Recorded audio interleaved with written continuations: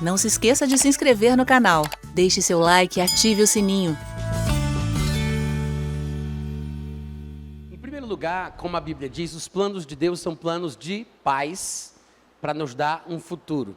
Toda boa dádiva vem de Deus, todo dom perfeito é que vem do alto, porque a vontade de Deus é boa, agradável e perfeita. Essa é a vontade de Deus. Lá em Provérbios capítulo 10, versículo 22, está escrito: a bênção do Senhor enriquece e não traz consigo dores ou desgosto. Em Provérbios 19, 3, está escrito: a ignorância do homem arruinará a sua vida, mas, está escrito, mas ele fica com raiva de Deus.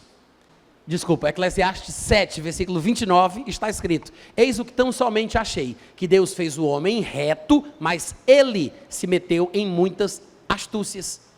Então, sim, é da vontade de Deus que cresçamos espiritualmente, mas isso não significa, como dizem os calvinistas, que Deus está usando Satanás para o nosso bem, ou que Deus faz isso acontecer porque supostamente estaria no controle de tudo, né? Para que a gente possa, no final, ser abençoado. Há pessoas que tentam ler a mente de Deus e tentam entender como é o ponto de vista de Deus, porque Deus, ele não vive na mesma realidade que nós. Deus, ele não experimenta o que nós chamamos de passado, presente e futuro. Deus, ele não vê a sucessão dos momentos. Nós é que somos surpreendidos com uma coisa que não esperávamos. Deus não passa por isso. É por isso que numa linguagem mais humana, né? Numa linguagem mais humana, a Bíblia diz que Deus vê o fim desde o começo. Mas não há nada que o surpreenda. Então, o simples fato de Deus saber de tudo e fazer pequenas inserções no curso da história, tangendo para que tudo corra bem, no máximo que ele puder fazer, não significa que ele quis que Adão pecasse, que Lúcifer virasse Satanás, ou que Judas traísse Jesus. Porque o raciocínio de alguns, com suas vãs filosofias, é tentar interpretar as coisas de trás para frente. Então eles acham que devemos dar graças a Deus porque Judas traiu Jesus, porque senão ele não teria morrido pela humanidade e ninguém poderia ser salvo. Devemos dar graças porque Adão pecou, que se Adão tivesse pecado, Jesus não teria vindo. E graças a Deus que Satanás existe, porque se Satanás não existisse, como é que Adão ia pecar? Né? Então as pessoas começam a viajar na maionese e vão longe demais dessa especulação de quererem adivinhar as coisas espirituais, com a sua própria mente, com a sua inteligência, com o seu raciocínio. A mente, ela não foi feita por Deus para resolver problemas espirituais. A mente tem o seu lugar, ela tem a sua utilidade, mas coisas espirituais se discernem espiritualmente. O ser humano é um ser trino, espírito, alma e corpo. E é somente em nosso espírito que nós saberemos das coisas espirituais como convém, sem cairmos no laço do engano. A Bíblia diz que o Deus da paz vos santifica em tudo, e todo o vosso espírito, alma e corpo, os três, sejam conservados íntegros e irrepreensíveis no dia do Senhor. Quem é que sabe as coisas do homem, senão o seu próprio espírito que nele está? Assim também as coisas de Deus ninguém as entende, senão o Espírito Santo. O Espírito Santo testifica com o nosso espírito, que nós somos, por exemplo, filhos de Deus. Mas se esta é a forma pela qual nós sabemos das coisas mais importantes, como sabermos que somos filhos, o Espírito Santo testificando em nosso espírito, então é assim que a gente vai saber sobre as outras coisas também. Essa é a primeira resposta. Depois, a gente tem que entender que Deus jamais faria uma coisa que um mafioso faria, que um déspota faria, um ditador faria, porque ditadores são assim, eles manipulam, tentam controlar todos os detalhes do que acontece na vida dos seus subalternos.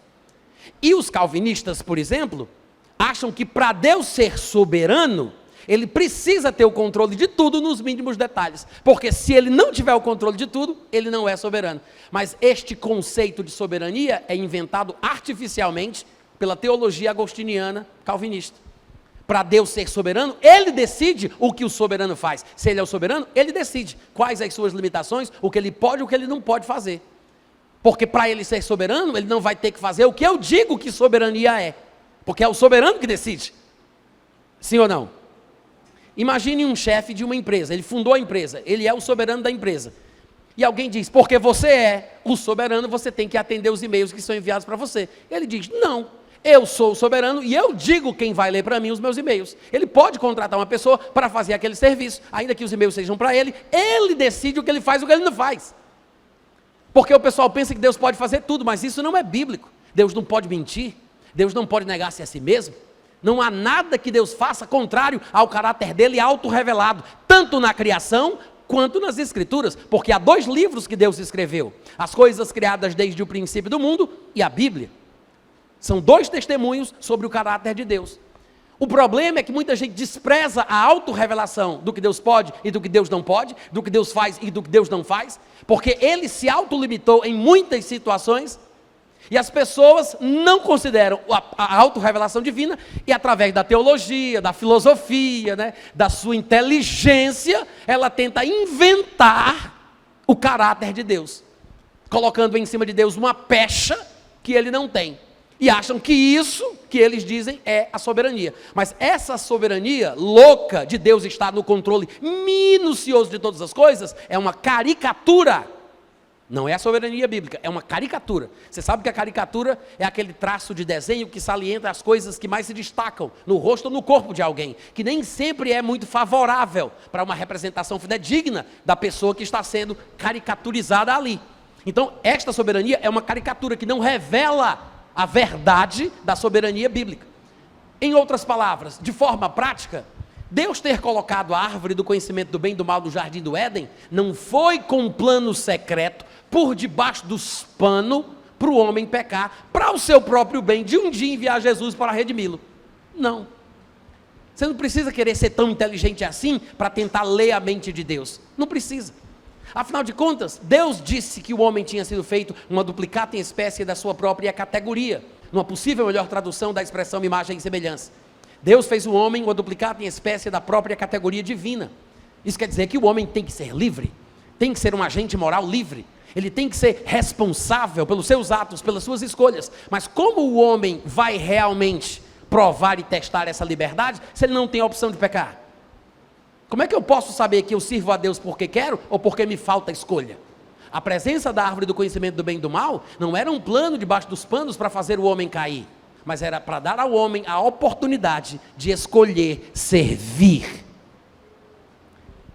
Então Deus não está manipulando os pauzinhos, Deus não está trabalhando de uma forma oculta e misteriosa, né? Não existe uma vontade revelada e uma vontade secreta, maliciosa, carnal, diabólica, que o próprio Deus tem. Não, não é assim que as coisas funcionam. Agora, mesmo neste mundo caído, no qual Satanás se tornou Deus, a gente pode sim aproveitar o que a gente puder na nossa vida espiritual, crescendo espiritualmente, resistindo às tentações. Mas isso não quer dizer que sempre foi a vontade de Deus que as coisas fossem assim. Quando Deus criou o homem, Ele nunca quis salvar o homem, porque Ele não fez o homem perdido para salvá-lo. Não fez o homem em comunhão com Ele, com um plano para derrubá-lo, para depois salvá-lo. Ele nunca quis salvar.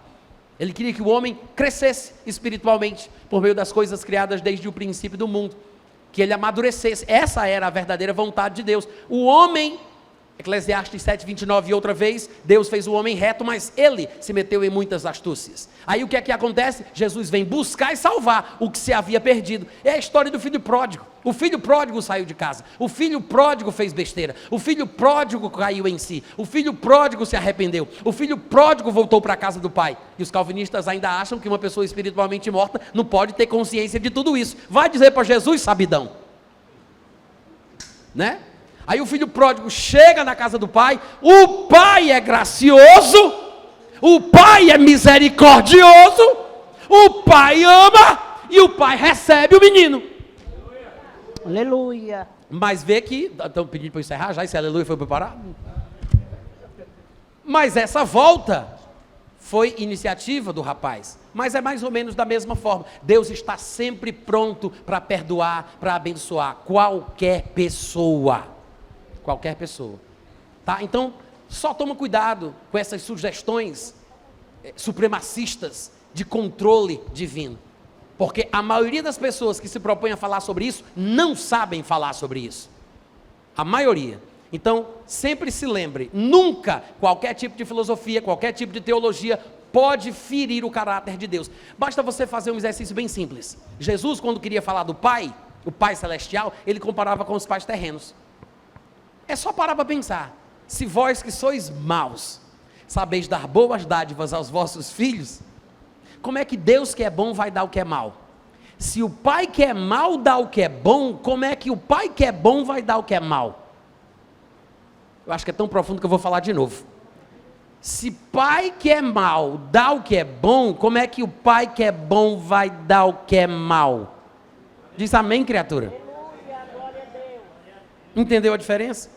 Então você pensa assim, será que Deus faria isso comigo? Aí você raciocina, eu faria isso com meu filho? Eu faria isso com a minha filha? Porque um pai que é mal faz o que é bom, como é que um pai que é bom vai fazer o que é mal? Então, não estou entendendo. Então, não se meta com isso que não é para a sua alçada. Deixa numa gavetinha de azeite, vai estudar sobre o batismo do Espírito Santo, vai estudar sobre outra coisa. Um dia, se Deus quiser, se não for aqui na glória, você vai entender. Mas se você não consegue entender o assunto sem manchar o caráter de Deus, você não está pronto para lidar com isso. Esse é o problema. Porque as pessoas estão manchando o caráter de Deus com coisas que elas acham que entendem, porque são sabidas demais, inteligentes demais, na sua verborréia maldita, fica sujando o caráter de Deus e ainda acha que é bonito ser feio.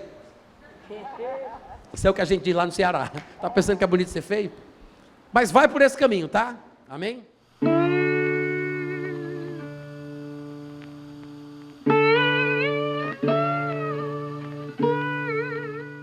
Este é um trabalho independente e conta com a ajuda das pessoas que têm sido abençoadas por ele. Se você quiser fazer parte do grupo de mantenedores desta obra, se informe das opções disponíveis na descrição deste vídeo. Agradecemos pela atenção e pelo carinho. Deus abençoe.